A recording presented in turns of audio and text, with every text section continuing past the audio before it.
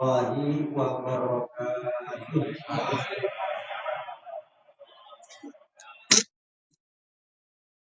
Alhamdulillah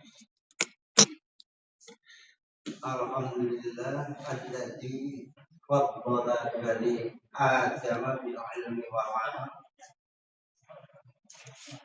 wa bi ni'matihi tatimmus shalihat wa bi fadlihi tatanazzalul khairat wal barakat wa bi taufiqihi tahaqqaqul maqasid wal ghayat.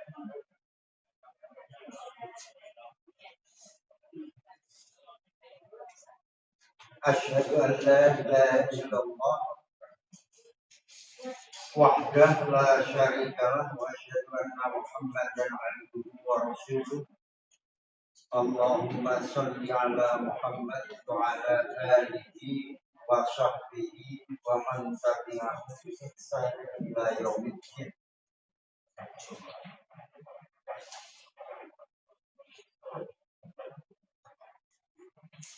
Ibu-ibu, bapak-bapak, semua yang hadir di kajian agama kita yang kita yakini kebenarannya, marilah kita sama-sama bersyukur kepada Allah karena sampai hari ini kita masih diberikan nikmat yang sangat luar biasa, khususnya nikmat silaturahim antara kita semua yang hadir. Tidak hanya sekedar silaturahim tatap muka, tapi juga silaturahim tentang aspek keilmuan, dan silaturahim tentunya silaturahim pengalaman, karena yang hadir satu sama lain juga bisa ngobrol tentang hidup dan kehidupan keseharian. Itu juga bentuknya silaturahim. Jadi marilah kita syukuri itu semua, dan itu adalah nikmat Allah yang tiada caranya. Dan kita juga sampai hari ini tidak ada seorang hamba pun yang mampu menghitung betapa nikmat yang sudah diberikan Allah kepada kita, karena terlalu banyak. Dan kita syukur. Mudah-mudahan rahmat dan salam juga tetap melimpah pada junjungan kita Nabi besar Muhammad Sallallahu Alaihi Wasallam dan juga pada seluruh pengikutnya, termasuk yang hadir pada pagi hari. Ibu dan Bapak, wabil khusus Pak Kumpul tadi yang sudah memberikan waktu dan seluruh jajarannya. Sekali lagi saya terima kasih karena bisa ketemu lagi dengan Ibu dan Bapak. Pagi ini menjelang siang, topik yang sudah saya tulis dan mudah-mudahan sudah terbagi ke Bapak dan Ibu, yaitu tentang hidup bukan tentang siapa yang terbaik. Jadi hidup bukan tentang siapa yang terbaik. Ini bisa terlihat jelas.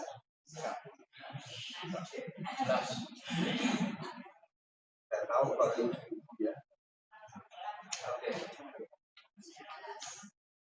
Saya bisa dilihat jelas.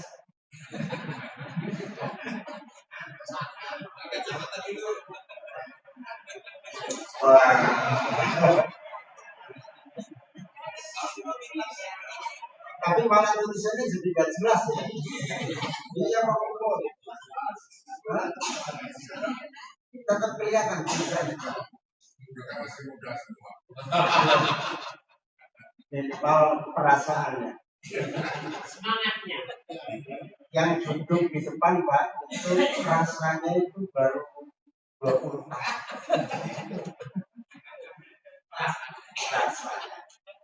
Oke. Kenapa topik ini saya pilih. Saya anggap topik ini sangat penting buat kita untuk menghindari salah satunya itu kesombongan. Tidak sedikit orang termasuk yang hadir dan mungkin termasuk saya sering merasa dirinya itu bebas. Ya sah-sah saja sih. Tapi ngomong sendiri gitu. Jangan ngomong dengan orang. Kalau merasa dirinya hebat ngomong orang sama orang lain itu berarti nilainya udah kesombongan. Makanya jangan merasa dirinya adalah orang yang terbaik. Gak ada yang terbaik. Yang terbaik itu Allah. Oke. Ini pertama, ini ada pengantar Al-Quran.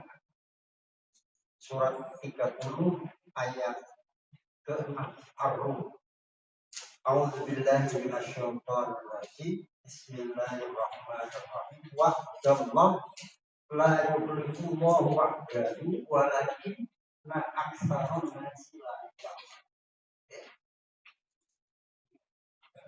Ini sebagai janji yang sebenar-benarnya hadir dari Allah. Allah tidak akan menyalahi janji. Tapi kebanyakan manusia tidak mengenal. Jadi janji Allah nggak pernah meleset. Pasti benar. Kecuali janji kita. Kalau nggak meleset, dipeleset. Jadi yang kadang-kadang rusak Indonesia ya kayak janjinya nggak meleset tapi malah dipeleset. Kalau yang hadir di sini kayaknya sih enggak.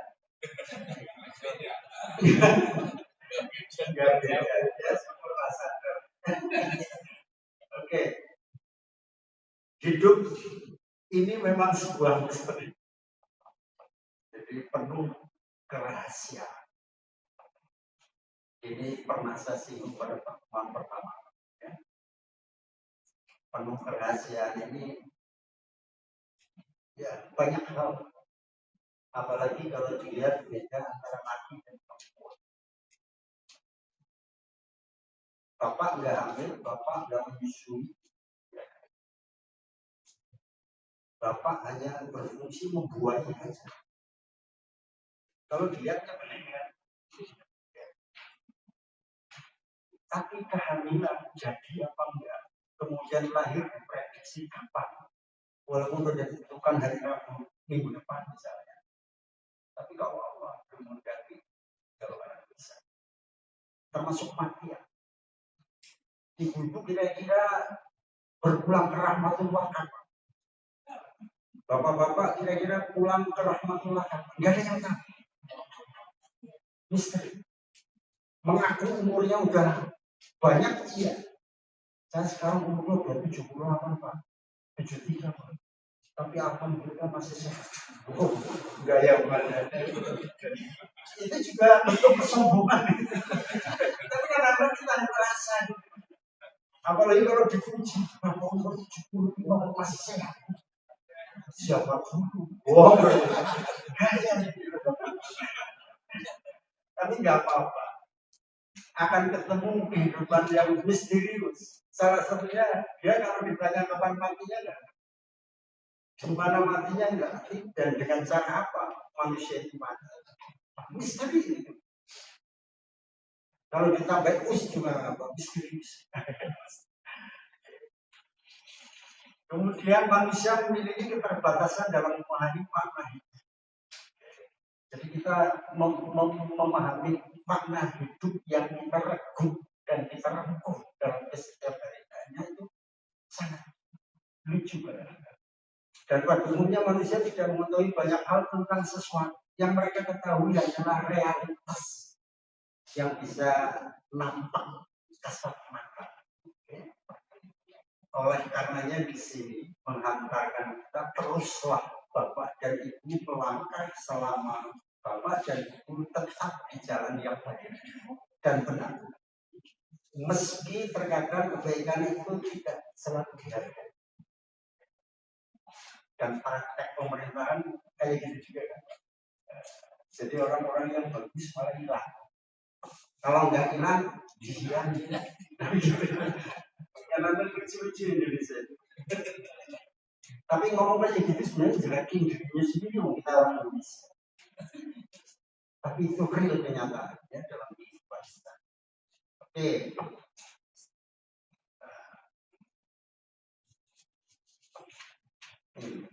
Harus dipahami bahwa kalau kita direndahkan, Bapak Ibu direndahkan orang lain, tidak mungkin akan jadi sampah. Ya. Disanjung juga tidak mungkin akan jadi rebutan. Sebab setiap orang akan membaca Bapak dan Ibu itu sesuai dengan sudut pandang masing-masing. Atau sudut pandang perspektif masing-masing. Oh, ya, tidak usah repot-repot menjelaskan tentang dirimu. Tidak usah repot-repot menjelaskan tentang dirimu, sebab yang menyukai juga tidak butuh.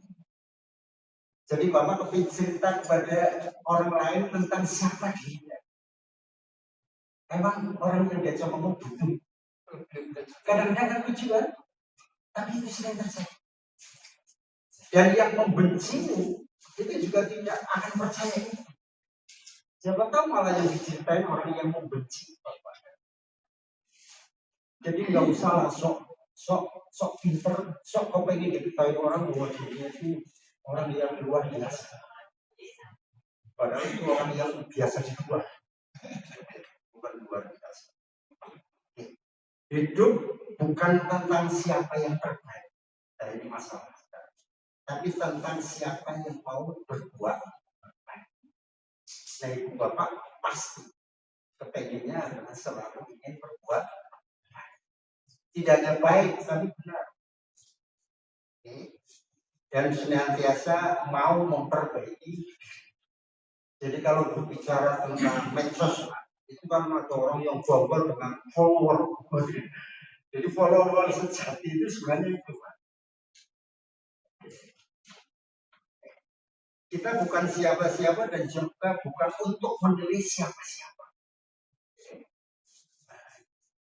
Allah Subhanahu wa Ta'ala berfirman, ada dasarnya. Surat Luqman yang 31 ayatnya 34. Wa ma tadri nafsu madza taksibu ghadan wa ma tadri nafsu bi ayyi ardin tamut. Innallaha alimun khabir. Tidak ada seorang pun yang tahu apa yang akan diusahakannya esok. Berapa lama ia akan hidup, dan tidak seorang pun tahu di bumi mana ia akan makan. Sehingga Allah Subhanahu wa Ta'ala itu maha mengetahui dan maha mengenali. Ini dalil penguat dari apa yang disampaikan tentang kehidupan yang misterius. Jangan seperti orang kafir. Ini saya langsung bandingkan yang kontroversial, yang benar-benar kontras. Ada firman Allah di Quran surat 27 An-Nahl ayatnya 67. Bunyi ayatnya waqala alladziina kafaru a'idza kunna turaban wa abaduna a'inna lamukhrajun. Yang artinya berkatalah orang-orang kafir, apakah setelah kita menjadi tanah dan begitu pula bapak-bapak kita, apakah sesungguhnya kita akan dikeluarkan dari bumi? Ini kan pertanyaan yang sangat kompleks dengan keimanan dan keyakinan serta ketakwaan. Mereka meragukan dan tidak percaya bahwa mereka akan dibangkitkan kembali setelah. Padahal setelah Bapak Ibu barangkali tidak ada pesan malaikat Jibril kepada Nabi Muhammad. Tiba-tiba datang malaikat Jibril kepada Muhammad. Itu ada 3 pesan yang sangat luar biasa. Nishma syita fa innaka mayyit. Silakan Anda hidup semau lu. Oh, tapi Anda harus ingat bahwa Anda akan mati. Itu kan sebuah keimanan kita sebagai muslim. Kemudian ada pesan yang kedua, dan ini sebenarnya bukan pesan untuk Nabi Muhammad saja, tapi kepada seluruh umatnya. Wahid masyita fa'innaka yufar. Anda boleh cinta kepada siapapun, apapun, termasuk yang Anda miliki. Tapi pada akhirnya Anda akan berpisah dengan semua. Ibu mencari harta pontang-panting, kepala di atas, di bawah, membebas, luar biasa. Tapi saatnya semua akan pisah dengan Bapak. Ini sangat dalam sekali. Pesan yang ketiga, wafnal ma syi'ta fa innaka fadziyun. Berbuatlah Anda semaunya, tapi Allah akan memberikan ganjaran. Jadi ada dampak. Itu enggak saya tulis di situ. Ini aksesoris di luar tulisan. Karena saya tiba-tiba ingat ada 3 pesanan malaikat Jibril ke Nabi yang sebenarnya itu diarahkan pada umatnya. Jadi yang pertama mishmasyikta fa'innaka mayyitun. Anda boleh hidup semau kamu, tapi ingat belum mau mati. Kemudian wahid masyikta fa'innaka yufarriqu. Anda boleh mencintai siapa saja, mencintai apa saja yang Anda mau, kata malaikat Jibril dan Muhammad. Tapi semuanya itu akan pisah. Jadi intinya yang kedua itu, cintailah semua yang Anda mau, carilah semuanya yang benar-benar atas dasar ridho Allah Subhanahu wa Ta'ala. Kalau banyak-banyak dengan cara yang tidak benar, percuma. Kemudian yang terakhir, waf'al masyita fa'innaka madziyun. Berbuatlah Anda semuanya, tapi Allah luar biasa memfasilitasi kita bahwa Allah janji akan memberikan hadiah kepada Anda. Cuma hadiahnya ada 2. Kalau yang jelek ya sesuai dengan kejelekannya. Kalau yang baik juga sesuai dengan kebaikan. Oke, kita lanjut. Itu hanya saya langsung terbesit pesan Jibril kepada Nabi Muhammad. Memang pada akhirnya semua akan berakhir sama, dan kita akan kembali menjadi masuk ke tanah. Dan kita dari tanah akan kembali ke tanah.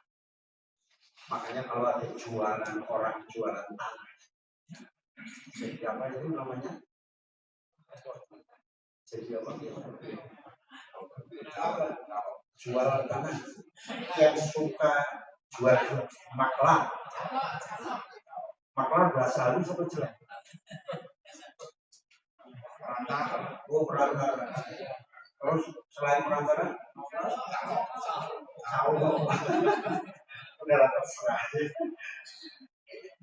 Ingatkan mereka kalau ketemu bapak yang seperti kalau ngeyel menaikkan keluarga senangnya sendiri.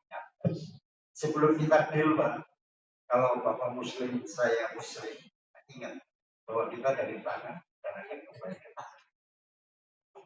Jangan sekali-kali Anda menghubungi orang gara-gara jual tanah. Biasanya kalau orang muslim langsung sakit. Bapak boleh menawarkan kita, ingat Pak, Bapak akan kembali ke tanah kan Bapak. Sekarang Bapak ngajak jualan tanah. Itu kalau muslim beneran dan sadar itu nggak jadi bohong tuh. Insya Allah hari ini. Iya Pak, memang harganya sebenarnya segini. Tapi Bapak jangan ngomong-ngomong. Itu berulang kali saya lakukan.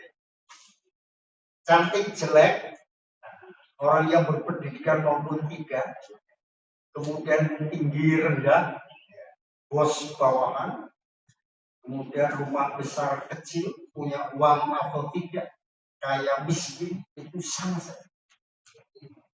Sama saja. Dalam hal apa?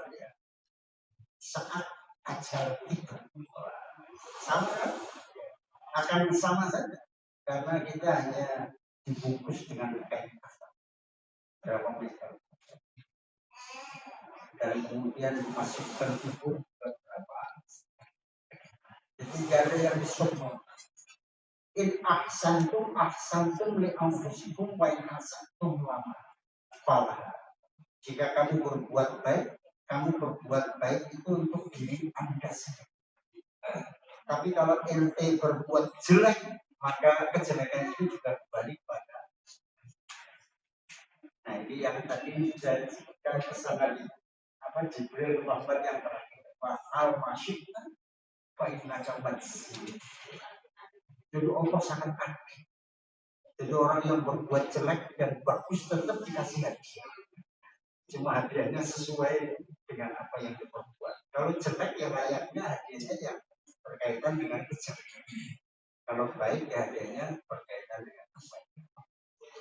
Oke, oleh karena itu semasa hidup jangan terlalu tinggi hati atas kemampuan yang tadi kita sombong, karena kita akan berakhir sama. Jangan terlalu keras mengejar dunia sampai lupa amal ibadah sebagai bekal akhirat. Nanti di penghujung ini akan saya sampaikan data-data yang berkaitan dengan orang Muslim Indonesia yang sholatnya benar. Ini ada sumber yang sangat menarik. Pada akhirnya kita tidak memiliki apa-apa kecuali amal salah. Hanya perbuatan baik dan perbuatan buruk yang akan dibawa di akhir cerita ini. Jadi model kita itu hanya amal salah dan juga amal jelek. Kalau nggak salah pernah saya sampaikan pada pertemuan Bapak Ibu selama hidup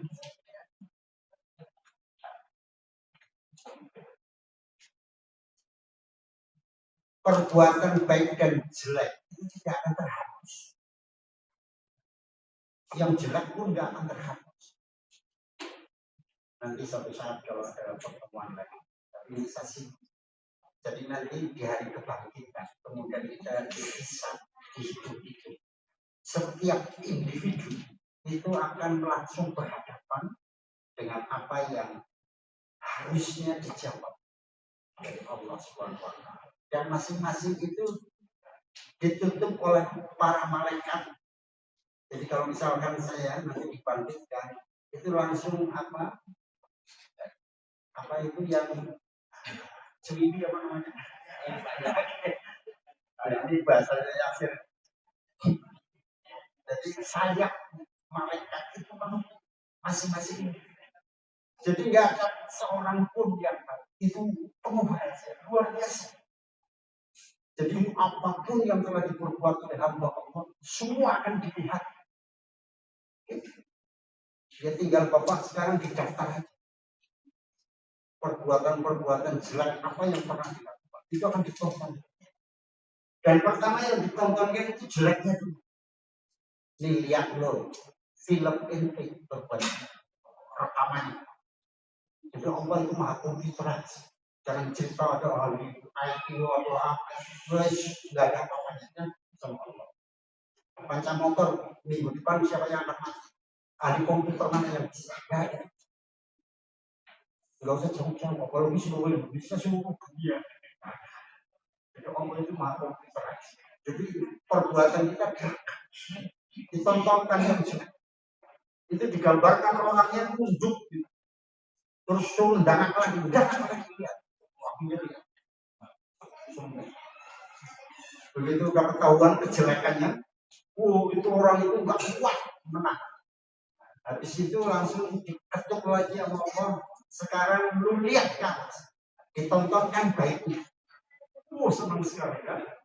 Seluruh perbuatan baik dipertontonkan Allah.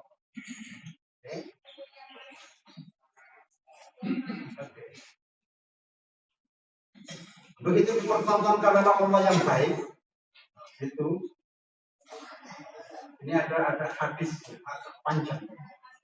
Setelah dipertontonkan yang baik itu semua, kemudian Allah itu membalikkan lagi. Orang itu senang sekali. Ceria sekali, senang melihat itu. Sekarang Anda lihat kejelekan itu. Dibalik lagi, Pak. Nah, kalau orang itu memang kebaikan, kejelekan yang diperbuat langsung ditutup dengan kebaikan, itu akan hilang kan menurut hadis. Menurut Al-Quran juga akan hilang. Tapi pada saat hisab nggak ada yang hilang. Nah, begitu ditentukan yang jelek, kemudian yang baik, begitu kemudian kembali kepada yang jelek. Itu hampir sebagian besar bisa hilang atau hilang sama sekali. Karena tobat istighfar dengan ikhtiar yang maksimal. Bisa jadi. Ya. Tapi jangan mimpi Bapak tidak akan melihat kejelekan selama hidup. Pasti akan keluar. Tapi mudah-mudahan apa yang Bapak lakukan di akhir ini akan bisa membantu, dan terutama sekali anak yang soleh, yang selalu mengirimkan doa kepada orang. Mudah-mudahan akan mengurangi, termasuk istri. Mudah-mudahan. Karena tanggung jawab dalam kehidupan keluarga bukan istri. Yang dimintai pertanggungjawaban dalam keluarga adalah oke. Mudah-mudahan ingatlah ya nasihat Allah Subhanahu wa taala yang dalam surat Yusuf ayat 90. Mayyattaqi wa yasbir fa inna Allaha la yudhi'u ajral muhsinin. Sesungguhnya barang siapa yang bertakwa dan bersabar, maka sesungguhnya Allah tidak menyia-nyiakan pahala orang-orang yang berbuat baik. Ada dua kunci, makanya saya kasih, bisa kasih huruf kapital. Barang siapa yang bertakwa dan bersabar, maka sesungguhnya Allah tidak akan menyia-nyiakan pahala orang yang berbuat baik. Kalau ini dilakukan, insya Allah nanti semua kejelekan, asal bukan kejelekan yang memang Allah masih mewanti-wanti, jadi musyrik. Kecuali atas rahmat Allah yang kita bicarakan. Dan itu salah satu bentuk yang istimewa. Hari ini, kemarin, dan saat yang akan datang adalah hari yang berbeda. Tapi pintu taubat senantiasa terbuka untuk hamba-hambanya. Maka jalan keluarnya adalah bertakwa dan bersabar. Ini hadis Rasul. Ini yang kami harapkan nanti akan menjadi pegangan kita yang tadi diwanti-wanti Allah dengan nasihatnya wajib wajib sepir. Ini hadis Rasulullah.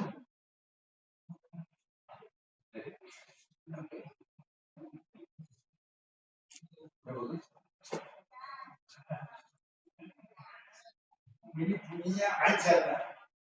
Di amril mukmin, inna amrohu kulluhu lahu khair, wa laysa dzalika li ahadin illa lil mu'min in asabahu syakar. Fakana khairul lahu wa in asabahu dharra sabar. Fakana khairul lahu. Oke, ini hadis dan sahih. Sungguh menakjubkan urusan seorang mukmin. Semua urusannya adalah baik.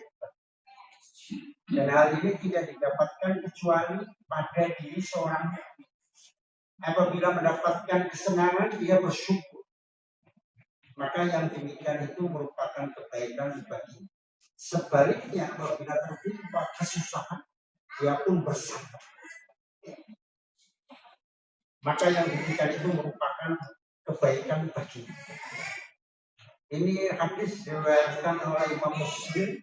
Nomor hadisnya saya catat ini 2999. dari Abu Yahya Suhaib bin Sinan radhiyallahu anhu.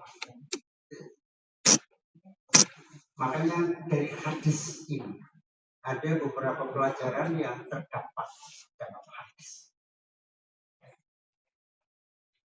Ini kalau menurut bahasa keren ada lesson learn. Jadi ada kunci pembelajaran yang terkandung dalam hadis. Sebagai seorang yang beriman dan bertakwa kepada Allah, hendaknya ini harapan dari hadis melazimkan atau membiasakan kesabaran dalam 3 kondisi.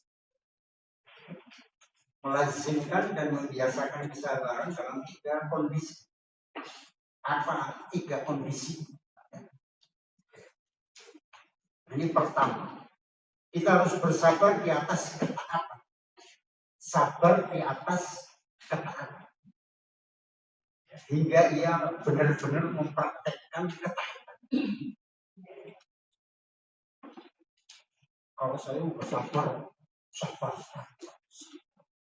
jangan sabar. Dimarahin istri juga gini, dibenci tetangga juga gini, sabar. Sabar apa? Kebingungan.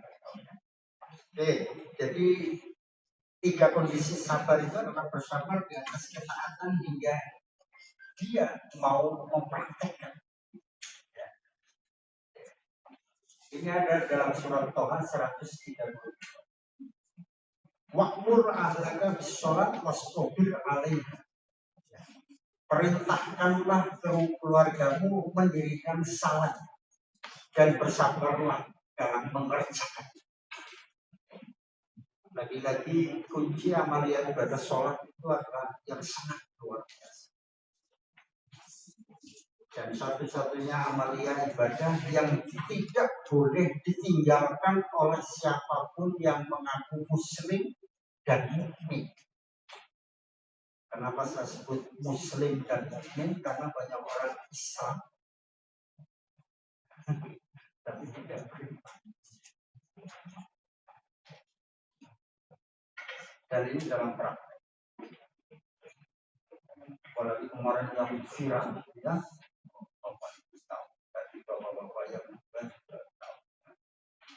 Yang sekarang malah diberikan program sampai yang ngomong orang goblok atau orang pintar ini persoalannya ya. Jadi Allah kalau mau memuji orang itu dan mengingatkan orang itu luar biasa. Makanya kadang-kadang kalau saya ada masalah kayak di Palu, di Lombok, di Lampung, di Tanjung Priok yang macam-macam itu, dan termasuk sekarang yang ramai di Indonesia Timur, ya, Antara Raya, wah macam-macam yang tidak boleh dianggap ekstrim itu adalah kecelakaan biasa. Itu nggak pernah Pak saya terkait. Misalkan ada kasus apa terbunuh berapa orang, yang saya pertanyakan ini siapa di balik siapa? Itu yang selalu bertanya. Siapa di balik siapa? Karena orang Indonesia sebenarnya bawaan watak itu enggak gemar ditrok. Bawaan watak. Gotong royongnya sangat. Tapi ada aja kasus. Makanya kalau ada kasus apa itu adalah siapa di balik siapa. Dan Indonesia itu lagi dogong-dogong oleh negara-negara lain. Dan yang perang sebenarnya adalah Cina dan Amerika. Kalau kita mau tapi kajian agama ini nggak bahas. Nanti malah Bapak juga bingung, termasuk saya bingung. Ya, karena itu bukan ranah kita. Tapi ada pengalaman. Ada pengalaman yang sangat aku udah cerita. Saya pernah ngajar di Institut Intelijen Negara. Ini 2 pertemuan kemarin udah cerita. Ini maaf. Padahal jarang sekali saja. Waktu itu saya ngajar agama Islam. Sama ngajar bahasa Inggris. Dan itu calon-calon intern. Dan dia ada seorang pun yang bukan perwira, semua dari semua angkatan, dari semua angkatan darat, punya orang pilihan, dan itu dikurung di situ. Ya, artinya boleh pulang kalau ini kuliah. Saya hampir 3 tahunan lah,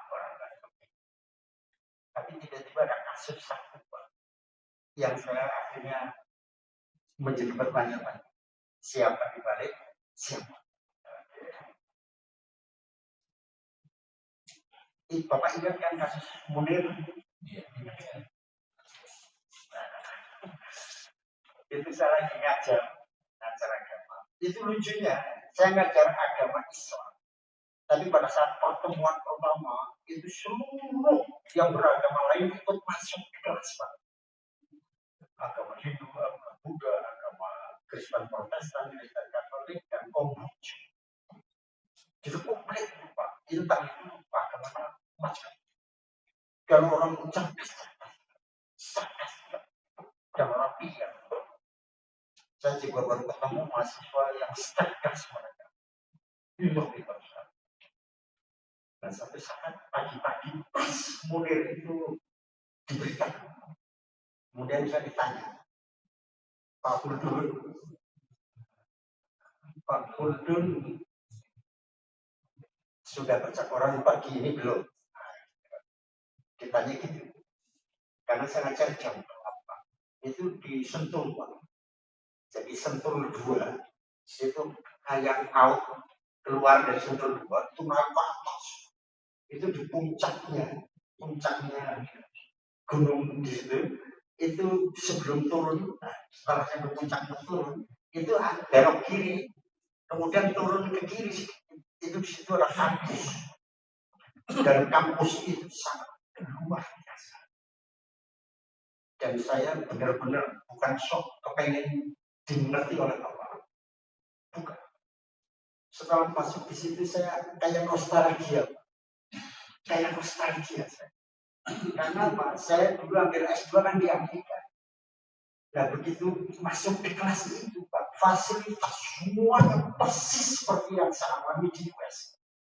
Sampai pas di sekolah di Institut Intelijen. Dulu ruangannya luar biasa. Jadi kalau saya ngajar di Mimbar, itu ke pos komputer semuanya digital. Padahal itu berapa tahun ya, zaman modern. Jadi kalau layar kayak ini saya mau pakai, itu tinggal pencet semua. Enak sekali. Dan komputer nggak boleh bawa, cukup bawa flash disk. Yang lucu lagi, Pak, boleh nggak saya copy materinya, Pak? Ya silahkan saja. Minta waktu 3 menit nggak sih, Pak? Begitu minta waktu 3 menit, Pak, ya nggak selesai, Pak. Lo ada kopinya di mana, Pak? Mas, ini semua meja dan komputernya, Pak, Mas. Semua ada. Dan saya kopi untuk seluruhnya, Pak. Nah itu saya agak nangis karena teringat zaman waktu saya 92-94 ambil S2. Gila. Teknologinya luar biasa. Tapi itu nggak penting lah. Nah, begitu ditanya, Pak Hudun pagi ini sudah baca Quran apa saja? Dan apa yang paling menarik? Nah, saya ngomong, ente calon intelijen. Pertanyaannya itu Anda merendahkan orang lain. Jangan. Anda tanya kok banyak gini, seolah-olah saya tidak pernah baca Quran. Enggak. Tolong ulangi lagi. Bapak pagi ini sudah baca Quran apa? Headline yang paling menarik masih juga sama. Bengkok. Wah, gitu. Gaya banget. Kayak Pak, akhirnya terus maunya bagaimana, Pak? Mestinya Anda tanya dari semua orang yang Bapak baca. Jadi seolah-olah saya kan udah baca Quran banyak itu loh. Jangan goblokin gue. Orang apa yang sudah baca pagi? Headline mana yang benar? Kan seolah-olah saya udah baca Quran. Bingung. Jangan. Jadi kalau tanya orang itu sambil menghargai orang. Semua orang yang sudah Bapak baca lagi. Apa yang paling menarik? Jadi ada senang saya dulu, walaupun belum baca. Iya, tapi Anda membuat pertanyaan sah. Anda calon pintar. Akhirnya diralat seperti itu. Nah, saya suruh dimintai pendapat tentang mumi. Nah, gimana tentang wah, saya itu dilematis. Karena saya ngajar agama Islam. Di tengah-tengah yang hadir kan macam-macam. Dilematis. Kemudian saya jawab. Jawaban saya yaitu semua kasus yang pernah terjadi yang di Indonesia yang tadi saya sebutkan, saya sampaikan juga. Saya tidak pernah mau mati, mau enggak, mau darah, mau enggak peduli saya. Yang saya pertanyakan adalah siapa itu pendapat saya. Nah, siapa dibalik siapa, Anda itu lebih pintar bangsa. Karena Anda diajarkan untuk menjadi profesional. Tapi dengan catatan satu. Yang muslim coba angkat tangan dan Islam. Begitu angkat tangan, khusus yang Islam. Kalau Anda akan melibatkan kasus-kasus yang seperti ini, siapa dibalik siapa, catat. Tinggalkan sholat mulai hari. Tinggalkan sholat mulai hari. Karena sholat Anda tidak ada manfaat. Habis itu saya nggak dikasih jadwal lagi. Hebat kan? Jawabnya gitu aja. Untuk selanjutnya nggak dikasih jadwal lagi. Hanya jawab. Nah, begitu itu rampung semua, itu yang namanya snack, minum apa saja, itu nggak ada yang layanin, Pak. Mau kopi pencet, terus muncul sendiri. Dan nanti kalau mau penuh Pak, cangkirnya itu berhenti sendiri. Mungkin kalau bapak nyoba kayak gitu, nanti meleleh.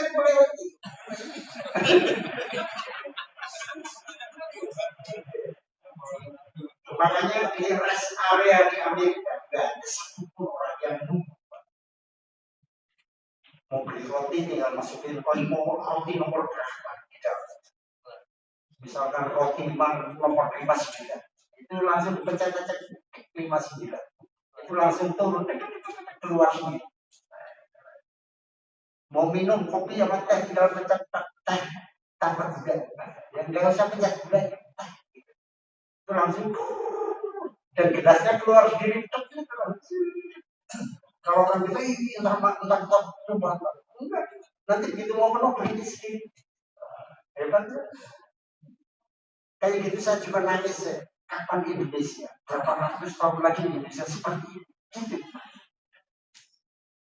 Tapi berputar saja mulut. Sampai puasa 2013. Kapan maju orang Islam? Kadang-kadang gede juga.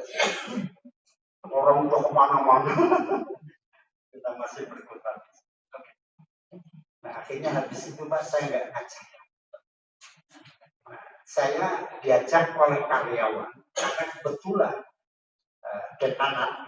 dekan untuk fakultas yang di sana itu lagi pada rapat di pasar minggu. Kemudian yang biasa melayani dosen itu lulusan Gontor. Jadi sama-sama mantan pesantren. Nah, itu Pak ayo lihat ke ruang lain yang Jawa. Kemudian di ruangan dekan dan Pak Wadek di situ begitu nyampe itu ada layar besar sekali, layar TV. Dan itu saya lihat yang ngajar setelah saya itu di situ enggak, astagfirullah, saya ngajar tadi direkam semua. Jadi pada saat dosen ngajar siapapun misalnya, apa yang diomongkan itu diketahui semua. Karya khususnya para pimpinan. Makanya begitu bagi yang muslim itu saja makanya mulai hari ini jangan sholat. Nah, kalau Anda akan melibatkan kasus-kasus bukan hanya model saja yang lainnya, karena tidak akan terpakai sholat. Nah, ngomong kayak gitu kan ada di layar. semester depan udah nggak dipakai lagi. Tapi nggak apa-apa bisa menyampaikan benar. Yang rezeki bukan orang, yang rezeki adalah Allah. Itu aja prinsip yang sampaikan. Oke, itu aksesoris pengalaman. Dan itu fasilitas yang mau minum apa aja, makan apa aja, nggak ada karyawan.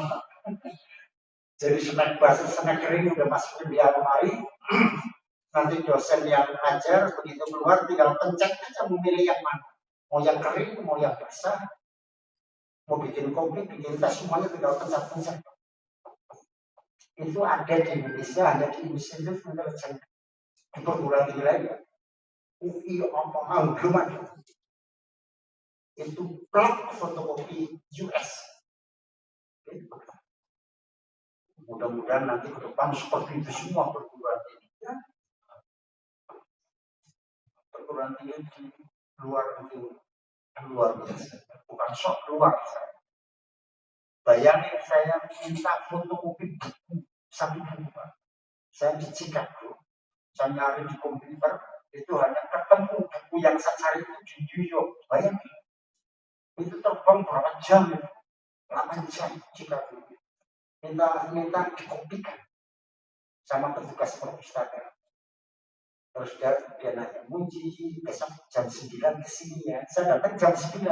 Besok jam 9 kesini ya. Besok diambil buku yang difotokopi. Jam 9 saya datang udah dijilid gratis. Fotokopi. Ini fotokopinya gimana? Dia cekikikan. Muji lucu. Gitu. Kurang aja kan? Muji lucu. Itu udah masanya itu. Perempuan. Cantik lagi. Jadi saya tertarik juga lihat ketawanya. Ya, begitu saya nanya lagi gitu, Muji, begitu kemarin Muji nanya bukunya ada di sana. Kan saya udah lihat juga di komputer Muji ikut kan, dan sama saya manggilnya Muji. Iya, iya. Nah begitu Muji pergi langsung saya fotokopi. Nah fotokopinya gimana? Fotokopinya di New York, keluarnya di Chicago. Mikir bapaknya, tapi juga nggak nyampe otak. New York kampus New York University ke Chicago University, fotokopi New York keluarnya di Chicago.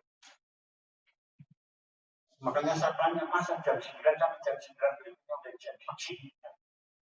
Terus saya nanya juga, ini semuanya untuk fotokopi dan ini berapa dolar? Gitu. Dia ketawa lagi, gitu aja. Itu gratis mungkin, semuanya gratis. Mungkin udah bayar kuliah, sudah include kebutuhan kuliah. Coba bayar. Alhamdulillah ya. Itu hanya cerita saja. Dan mudah-mudahan nanti beberapa bapak atau cucu sempatkan yang memang punya peluang pikirannya bagus, kehidupan keluar minimal untuk membuka wawasan. Ya. Siapa tahu nanti ada yang bisa diperoleh dari ilmu pengetahuan dunia. Makanya pesan Rasul yang terakhir di kehidupan dunia yang bagus, tapi jangan lupa kehidupan ada di dunia. Jadi boleh-boleh saja. Termasuk carilah ilmu sampai ke negeri Cina. Zaman Rasul ada statement kayak gitu. Ternyata Cina memang luar biasa. Apalagi di medsos, kemajuan teknologinya. Walaupun tetap komunisnya. Wah ini direkam ya. Oh, nanti kalau diupload, gue dipanggil. Kalau dipanggil nyaut. Kalau dipanggil ya jawab. Nyaut tidak. Dipanggil. Iya, sangat cepat.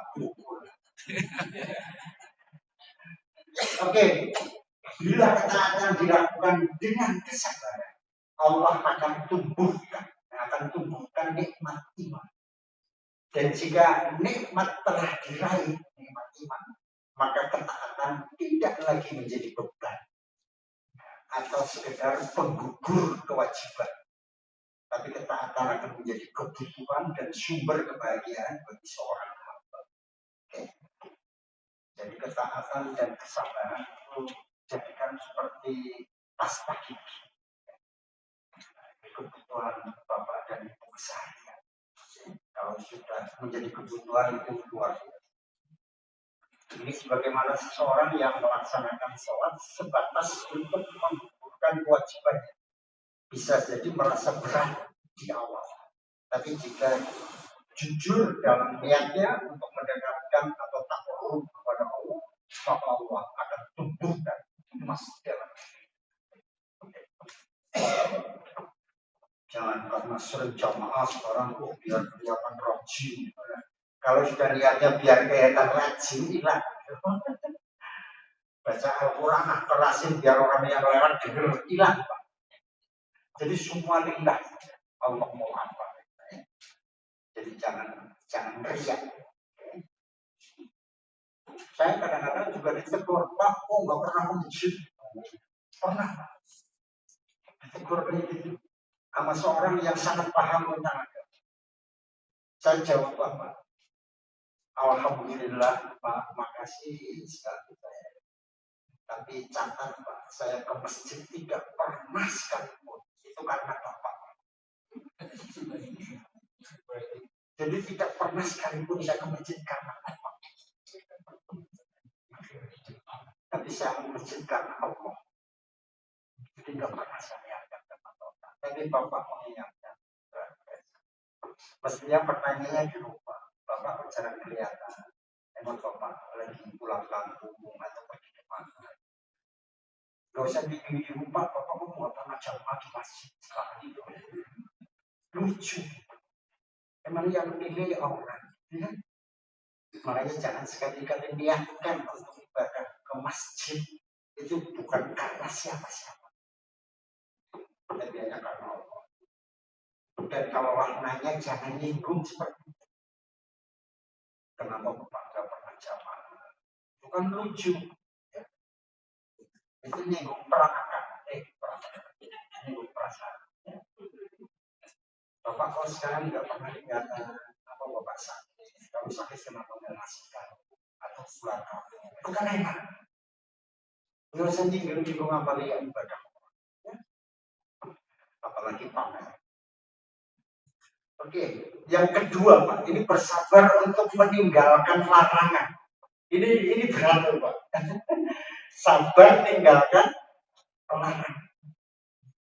Karena dalam agama hanya amar ma'ruf nahi munkar. Ini sebagian ulama salaf mengatakan. Ngomong ulama salaf jadi saya pikir supaya sekarang ada yang mengaku atau Muhammadiyah atau Ibu atau Salafi atau kadang-kadang orang kok terpaku seperti itu. Itu kan hanya media. Lu mau Muhammadiyah, mau NU, mau Salafi, nggak usah dimasak.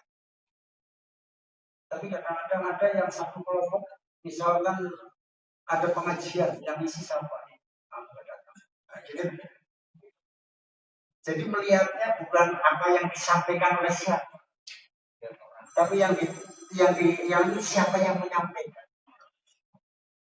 Wah itu orang yang enggak, wah itu Muhammadiyah, nanti diajar oh itu Salafi. Ya Allah ya Allah. Masih seperti itu. Secara individu saya itu sangat mengharapkan menyatulah umat Islam dari berbagai macam wadah. Karena organisasi itu hanya wadah. Ya. Tapi kadang-kadang orang kan lucu. Ya. Tapi ya nggak apa-apa lah ya. Karena orang mengenali yang seperti itu adalah berproses. Padahal dasarnya semuanya Al-Quran dan Sunnah Al-Rasul. Ini sebagian ulama salaf mengatakan amaludin yang manual bir wal fajr walayak fi ala ta'dil ma'asi illa siddiq. Ya. Amal kebaikan bisa dilakukan oleh orang yang baik maupun oleh orang yang jahat. Rajin. Ini ada dalam ayat Al-Quran wattaqwa.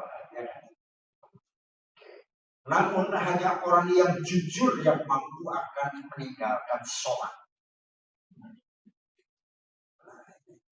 Jadi amal baik dan buruk itu bisa dilakukan oleh siapa saja. Dan Bapak mungkin sudah melakukan dua-duanya, termasuk saya. Ya, amal salah sama amal salah. Namun hanya orang yang jujur yang mampu meninggalkan perbuatan-perbuatan yang dilarang. Ini kaidah Islam. Itu kitabnya. Kalau semua kayak di sini ada perpustakaan, salah satunya ada kitab ini, luar biasa ya. Kalau mau beli kitab yang berbahasa Arab, kitab apa saja Pak? Beli di Amerika Pak. Lucu ya kadang-kadang ya. Saya ngomong kayak gini karena mungkin lucu. Di sana ada demokrasi. Bapak lihat Chicago University. Dulu kan tamatan yang sana kan banyak sekali hampir 100. Dianggap itu sekuler itu macam-macam. Tapi buku-buku agama yang dicari di sini di sana ada. Di sini nggak ada. Aku kira-kira. Dan saya sering dipesenin sama dosen-dosen UI Jogja. Karena teman-teman ada yang jadi rektor, ada yang jadi dekan, tolong mumpung di sini. Tolong saya carikan kitab ini. Ada di perpustakaan. Dan kalaupun sudah tidak ada, itu ada di chip, Pak. Ada chip, jadi ada kayak kasar. Karena ada perpustakaan di sana setiap 3 tahun itu mesti digudang. Karena tidak muat perpustakaan sebesar apapun. Perpustakaan tempat saya itu 5 lantai, bayangin. Kudus perpustakaan. Tapi setiap 3 tahun cuci gudang. Karena terlalu banyak karangan-karangan buku yang baru. Dan itu sangat murah. Tapi bukan dibuang tanpa apa, itu sudah dimasukkan di chip, Pak. Jadi Bapak mencari buku yang tahun 1800 ada. Itu dilaci yang sangat ada pendirinya untuk menjaga hasil kopian buku apa saja. Sampai koran saja itu disimpan. Dari koran tahun 1700 ada. 1800 ada. Apalagi 2000 lebih. Dan itu diambil chipnya Pak, kecil kayak kaset tapi kecil sekali. Itu megabyte. Itu tinggal ditaruh, ada alatnya, taruh tinggal dipencet-pencet, itu akan muncul di depan Anda layar. Mau cari halaman berapa, orang terbit tanggal dan hari apa. Benar-benar kira-kira teknologi bisa begitu. Betapa luar biasa Allah memberikan ilmu kepada orang lain. Tapi kadang-kadang orang memanfaatkannya salah. Oke, ini sebagian orang mengira bahwa meninggalkan larangan lebih mudah daripada melaksanakan perintah. Namun kenyataannya tidaklah demikian. Karena setan senantiasa menghiasi larangan dengan keindahan dan perkara yang disukai, serta menjadikan manusia mudah tergiur hawa nafsu. Jadi salah Pak kalau ada orang anggapan meninggalkan larangan lebih mudah daripada menjalankan perintah. Karena asyaiton yajri majrad, yang namanya syaitan itu mengalir seperti aliran darah di tubuh kita. Harus disadari bahwa melakukan satu perintah itu usaha lebih besar daripada meninggalkan larangan. Itu sabar dan istiqomah konsisten dalam memegang prinsip. Di antara contoh kesabaran dalam meninggalkan larangan adalah kisah Nabi Yusuf alaihissalam yang memilih tidak berzina karena ketakwaannya kepada Allah. Allah berfirman tentang perkataan Nabi Yusuf alaihissalam. Qala rabbis sijn ahabbu ilayya mimma yad'unani ilaihi wa illa tasrif anni kaidahunna asbu ilaihinna wa akum minal jinn. Ini ada dalam surat Yusuf sampai di situ. Ini terjemahnya. Yusuf berkata, wahai Rob, wahai Tuhan, penjara itu lebih aku sukai daripada memenuhi ajakan orang-orang yang tidak benar kepada. Dan jika engkau tidak hindarkan aku dari tipu daya mereka, tentu aku akan cenderung untuk memenuhi keinginan mereka. Dan tentulah aku akan termasuk orang-orang yang bodoh. Hebat ya, Yesus. Ditawarin luar biasa. Makanya kalau orang nikah kadang-kadang yang doa itu kan apa itu? Contoh Nabi Adam dan Hawa, Yusuf sama Zulaikha dan Rasulullah dengan Khadijah. Karena Yusuf orangnya gagah sekali, istrinya juga cantik sekali. Oke, yang ketiga, yang terakhir, 3 kondisi sabar. Jadi bersabar dalam menghadapi takdir Allah. Kutiba alaikumul qital wa huwa kurhun lakum wa asa an takrahu syai'an wa huwa khairun lakum wa asa an tuhibbu syai'an wa huwa syarrun lakum wallahu ya'lamu wa antum la ta'lamun. Diwajibkan atas kamu berperang padahal itu tidak menyenangkan hati. Wajib tapi dikasih tahu itu pekerjaan yang tidak menyenangkan. Tapi bisa jadi engkau tidak menyukai sesuatu padahal itu adalah baik bagi. Dan bisa jadi kamu menyukai sesuatu padahal itu buruk bagi. Allah mengetahui sedangkan kamu tidak tahu. Jadi karena kita enggak boleh lah kita berprasangka itu jelek. Padahal menurut Allah bagus. Dan kita tidak juga harus selalu berprasangka itu baik. Padahal menurut Allah itu jelek. Dan untuk menghindari itu semua, bagaimana caranya? Belajar kayak taklim seperti ini. Jadi bisa memilah mana yang baik dan mana yang benar, yang tidak baik. Oke. Ini realisasi bersabar dengan takdir Allah. Itu menjaga lisan dari mengumpat dan mengeluh. Saya punya materi di poin 1 ini khusus manajemen mulut. Jadi untuk merealisasikan bersabar dengan takdir Allah, salah satu caranya menjaga lisan dari mengumpat dan mengeluh. Orang semakin tua, kecenderungan mengeluhnya semakin tinggi. Benar atau enggak ya? Benar nggak Pak? Benar. Sebentar mengeluh, apalagi bapak, ibu apa bapak? Dua-duanya lah ya. Sebentar mengeluh. Luar biasa. Apalagi karena sering banyak varian penyakit mental pada orang-orang yang sudah. Jadi panggilan untuk mengeluh luar biasa. Tapi jaga lisan dari mengumpat. Mudah-mudahan kita bisa ya. Jadi kalau mau mengeluh istighfar. Setiap mau marah istighfar. Dulu saya sering sama istri saya tertarik pada saat melihat anaknya berperilaku tidak cocok dengan yang dipikirkan istri. Padahal anak kecil dimarahin suruh sama dengan ibu benci orang tua. Ya nggak bisa karena memang bukan umurnya ya kan. Jadi anak kecil kamu cuma mau suruh ibu ini dia nggak bisa. Lucu kalau orang marah-marah itu. Ya yang kayak gitu langsung saya tarik. Saya tarik istri saya bilang istighfar. Enggak soalnya udah. Ya saya anak. Ayo di keluar ya mau bapak. Saya cek kopi. Terus saya tanya, karena anak kecil kan udah biasa diajak ya. Tadi mama marah-marah karena apa? Ini soalnya apa ya? Adik kalau membuat gitu bagus ya. Udah bagus Pak. Bisa. Ya kalau nggak bagus kenapa tidak? Ayo udah Pak, maafin saya ya, gitu kan. Jangan maaf ke saya, nanti kalau pulang maaf. Jangan dimarahin, ajak dia.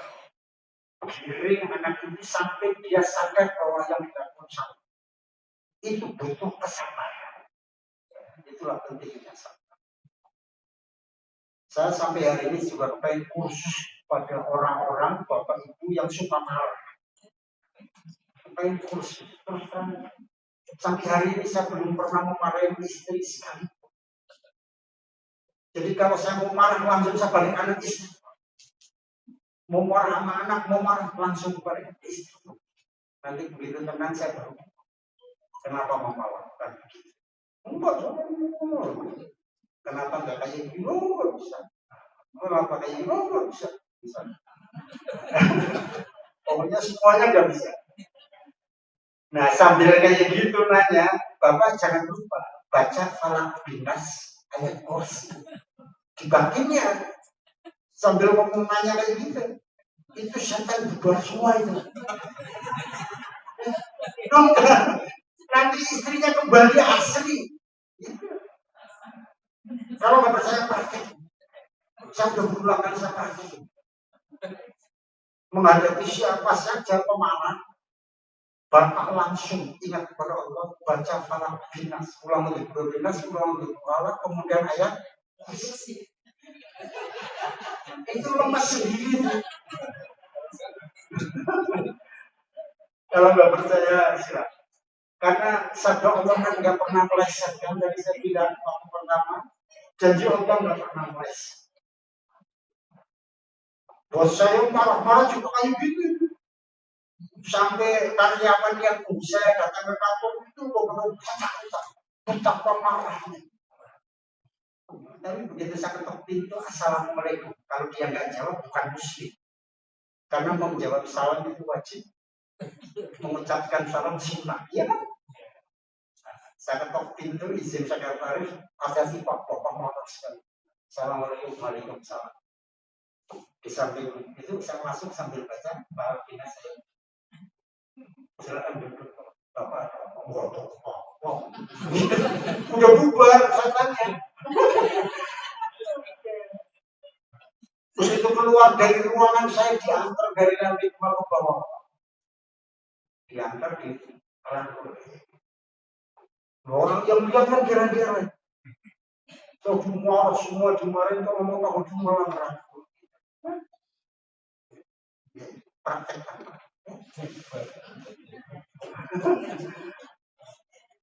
Wah, udah terlanjur tua Pak saya. Ya nggak apa-apa. Untuk anak cucu ajarkan. Dan itu sangat pendek suratnya.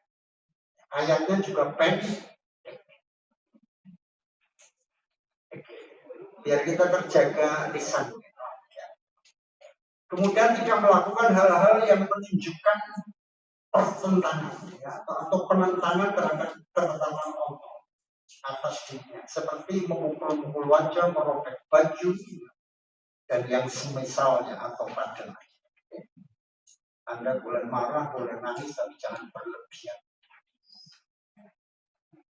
Ini Az-Zumar ayat 10, innama yuwaffas sabiruna ajruhum bighairi hisab. Hanya orang-orang yang bersabar yang disempurnakan pahalanya tanpa batas. Hari ini aku sampai hari ini juga bukan sok-sokan Pak. Kalau bagus contoh, kalau enggak, saya tadi cerita nggak pernah marah. Saya belum pernah bentak anak saya. Sampai dia sarjana, sampai dia beristri dan punya anak. Bentak, enggak pernah. Karena begitu saya marah, emosi, langsung saya balik kanan. Istighfar. Tapi itu berat. Dan itu pesan wanti-wanti sama itu. Karena selama saya sampai kuliah selesai, belum pernah saya melihat bentroknya ibu dan bapak di rumah. Sampai sananya, kiat-kiat bapak dan ibu nggak pernah marah. Berdua itu apa? Dia ngomong, lu sarjana tapi bego. Apa saya itu? Bapak saya lucu sekali tanya apa ya sih? Lu bego itu saja, saya biayanya banyak-banyak kayak gitu kok nanya. Ya nggak mungkin orang marah gitu. Tapi ada cara marah yang tertib. Dan caranya gimana? Kalau saya emosi atau ibu saya atau ibumu emosi, itu udah saja. Itu MOU setelah nikah. Jadi ada kesepakatan. Ada kesepakatan setelah nikah. Jadi kalau marah jangan ditontonkan kepada anak. Oh, itu hebatnya. Saya diajarin itu. Jadi kalau saya emosi dulu karena kesalahan ibu, itu saya tarik ibu, masukin kamar, kunci. Lalu sekarang mau ngomong apa? Ngomong sepuas. Nanti kalau ibu saya marah kepada bapak karena bapaknya nyebelin gitu, bapaknya masuk kamar, masukkan. Dan dia sudah saling mengerti karena itu ada perjanjian setelah nikah. Ada MOU. Jadi kalau bapak saya ibu saya mau marah, Pak, masuk kamar kunci. Saya mau ngomong apa? Berantem beneran, tapi sendirian. Gitu. Tapi sekarang kan tidak sedikit ya bapak ibu berantem di depan orang anaknya. Itu sebenarnya kuliah gratis. Ini bapak ketawa. Kalau ada bapak ibu marah, itu sebenarnya kuliah gratis.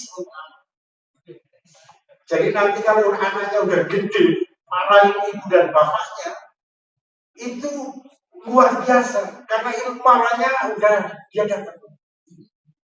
Anda berani barunya marah sama orang tua kayak gitu, yang ajarin kan bapak kami. Coba kalau dibalikin anaknya kayak marah. Makanya jangan suka pamer marah di depan anak. Nanti ilmunya masuk. Akhirnya balik kepada bapak dan ibu. Sorry ya. Oke, sekali lagi bahwa hidup bukan tentang siapa yang terbaik, tapi siapa yang mau berbuat baik.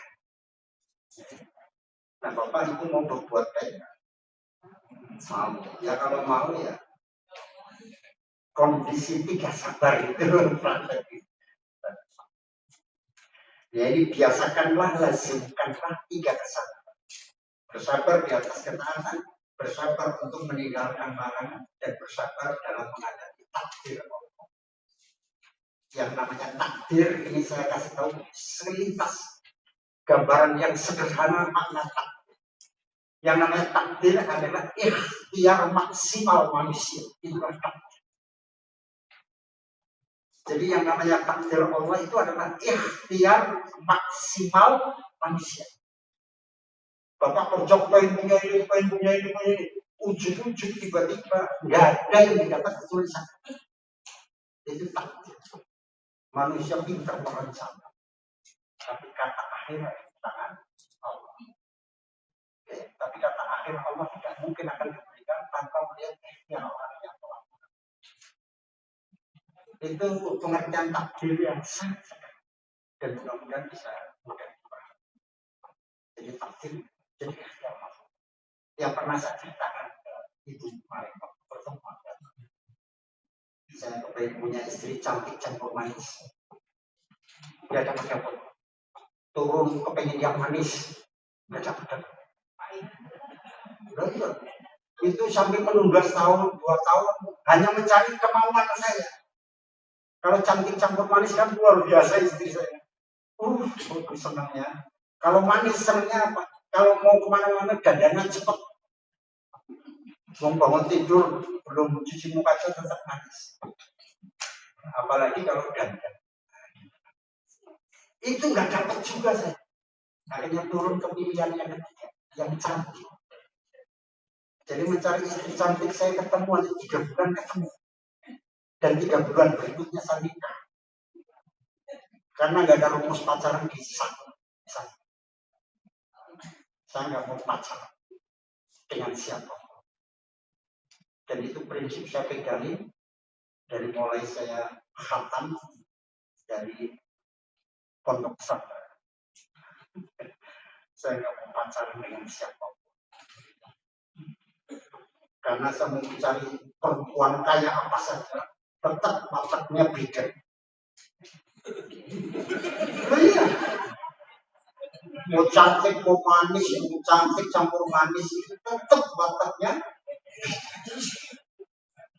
Jadi orang nikah itu cukup simpel, kesiapan menerima perbedaan. Tanamkan itu ke anak. Ibu punya anak 3 perempuan semua, wataknya beda-beda. Keluar dari rahim yang sama, bibitnya sama, wataknya beda. Apalagi orang mau ketemu orang yang keluar dari rahim yang berbeda. Lucu kalau sama. Jadi aku nggak mau, yang penting cantik kan. Terus saya observasi dari aspek kehidupan keluarga, agamanya seperti apa, semuanya syarat 4. Nah setelah memenuhi syarat langsung saya ramal. Jadi 3 bulan pas. Jadi ketemu pada hari manten itu luar biasa karena nggak pernah pacaran. Luar biasa dan biasa di itu senang saya. Dan orang nikah itu Pak, pengalaman Bapak mungkin sama, umurnya hanya 3 bulan. Dunia seolah-olah milik kita. Iya kan? Siang malam pagi sore itu gak kenal itu 3 bulan. Begitu 3 bulan lewat, watak asli masing-masing keluar. Disitulah seninya berkeluarga. Oke, itu sudah masuk kesimpulan ya Pak. Nah ini simpul. Nih, saya ambilkan dari surat Yasin. Biar ibu kalau Yasinan. Tapi ibu mungkin yang di sini ya. Yang suka Yasinan, kalau saya diundang pengajian atau kajian agama, ibu minta waktu 10 menit Pak untuk baca Yasin. Itu langsung merubah pikiran saya, materi yang akan saya berikan waktu itu saya merubah. Artinya nggak ngasih materi seperti yang saya siapkan. Akhirnya saya hanya membahas apa yang ada di dalam surat Yasin. Terus saya pertanyakan diri, apa setiap kajian agama ada Yasinan? Ya Pak, itu kebiasaan majelis taklim ini. Oh, super bagus Pak. Al-Quran ada berapa surat? Oh banyak Pak. Besok kalau kajian agama, undang Ustaz lagi, kalau bukan saya orang lain. Besok Yusuf. Nanti pertemuan berikutnya hari ini Imran. Pertemuan berikutnya Bakoran. Jadi jangan Yasinan terus, loh. Yasin itu hanya bagian kecil dari Al. Walaupun isinya itu ada beberapa pesan yang bagus. Tapi kadang-kadang sudah hafal Yasin nggak ngerti makna di dalam. Kalau ibu sini kan ngerti semua. Kecuali yang nggak ngerti. Ini ayatnya salah satu. Al-yawma nahtimu ala afwahihim wa tukallimuna aydihim wa tashhadu arjuluhum bima kanu yaksibun. Pada hari ini kami tutup mulut mereka dan berkatalah kepada kami tangan mereka untuk memberi kesaksian, kaki mereka juga ya. Okay. Sesuai dengan apa yang dulu mereka kerjakan. Ini pada hari-hari yang misterius tadi, ya, karena kita makinya nggak tahu. Nanti kalau dibangkitkan lagi, mulut kita rapat. Yang mempertanggungjawabkan adalah indera kita semua. Mereka bersaksi. Nah ini Pak, sama ini. Ini ayat yang menurut saya bagus, pendek di surat Yasin. Salamun qaulam mir rabbil alamin. Kepada mereka dikatakan salam sebagai ucapan selamat dari Tuhan yang Maha Penyayang. Ini sangat penting dibaca kapan saja oleh ibu dan bapak kalau pergi. Kemudian mau ke tetangga, atau mau kemana saja tempat yang bapak baru datang ke sini. Sebelum masuk dalam batin ngomong saja. Assalamualaikum. Kemudian salamun kaulam berrobir. Sampai datang ke rumah kosong sekalipun, nggak ada orangnya. Tapi penghuninya banyak biasanya. Yang nggak kelihatan. Ucapkan assalamualaikum. Salamun kaulam berrobir. Insya Allah Bapak dan Ibu akan terhindar dari gangguan makhluk gaib yang lain. Jin, setan, iblis, perkayaan, membuat itu hebat ayat. Kalau nggak percaya buka tafsir apa saja. Menerjemahkan salamun kaulam berrobir. Jadi ucapkan masuk ke tempat yang saya ke tempat kumpul misalnya. Lupa. Sebelum assalamualaikum dipimpin dengan suara keras ucapkan dalam batin. Assalamualaikum, salamun kaulam berrobir. Ketok pintu. Assalamualaikum Pak Kumpul.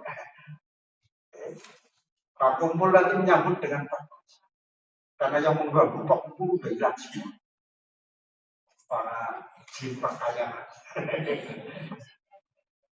Kan kadang-kadang kalau ada tamu orang ngintip dulu kan. Siapa sih ya? Betul. Kadang-kadang malah ibu atau bapak pesen. Bilang, bapak ibunya pergi.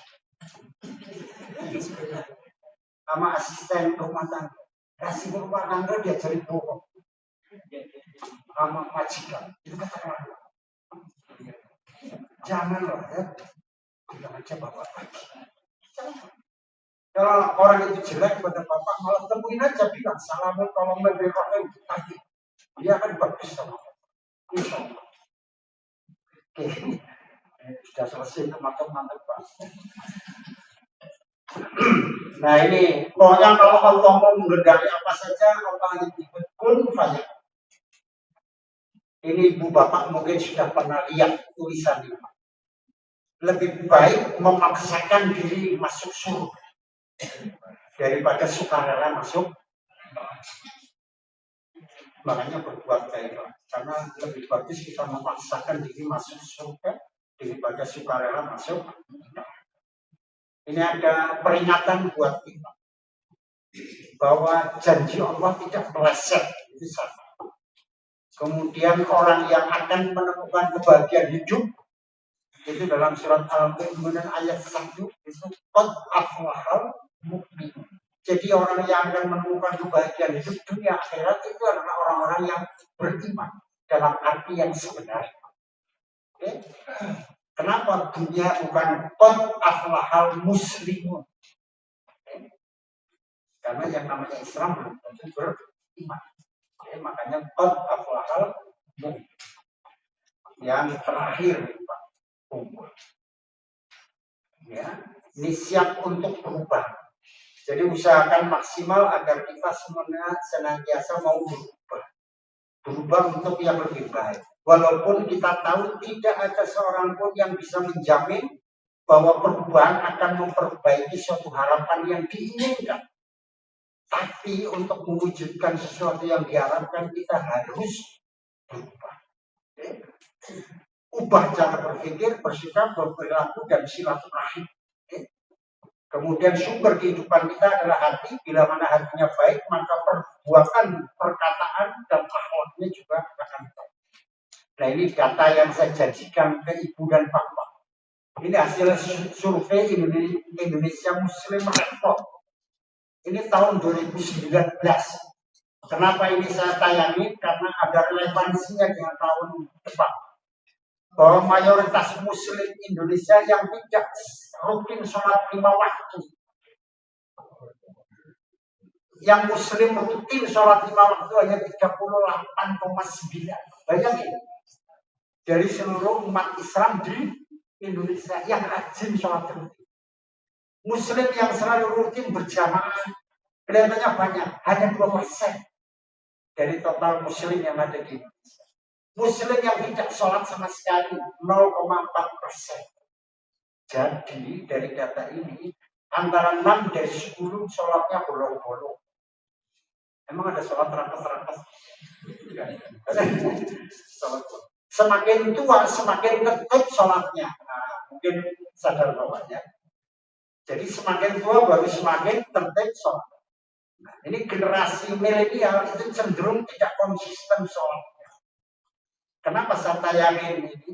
Karena harapan para surveyor itu tahun 2025 nanti akan bisa mencapai tidak 38 tapi 54. Makanya ada kaitan. Ini survei tahun 2019.